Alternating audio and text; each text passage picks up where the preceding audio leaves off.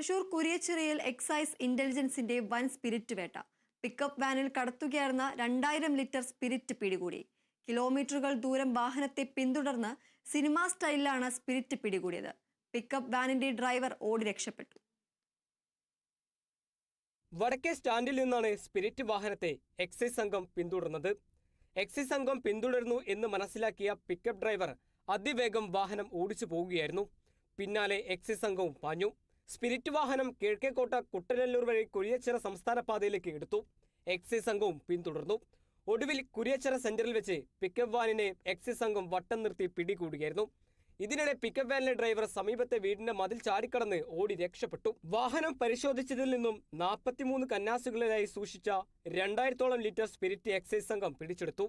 വാഹനത്തിന്റെ നമ്പർ പ്രകാരം കൊടുങ്ങല്ലൂർ സ്വദേശിയാണ് RC ഓണർ. പക്ഷേ ഇത് സ്ഥിരീകരിക്കാനാകില്ല എന്നും നമ്പർ വ്യാജമായിരിക്കുമെന്നും എക്സൈസ് അറിയിച്ചു. എവിടെ നിന്നാണ് ഇത്രയും വലിയ അളവിൽ സ്പിരിറ്റ് കൊണ്ടുവന്നത്, എവിടേക്കാണ് കൊണ്ടുപോകുന്നത് എന്നിവ ഉൾപ്പെടെയുള്ള കാര്യങ്ങളിൽ അന്വേഷണം ഊർജിതമാക്കിയിട്ടുണ്ട്. ഒപ്പം ഓടി രക്ഷപ്പെട്ട ഡ്രൈവറെ പിടികൂടാനുള്ള നടപടികളും ആരംഭിച്ചു. Kerala vision news, Thrissur.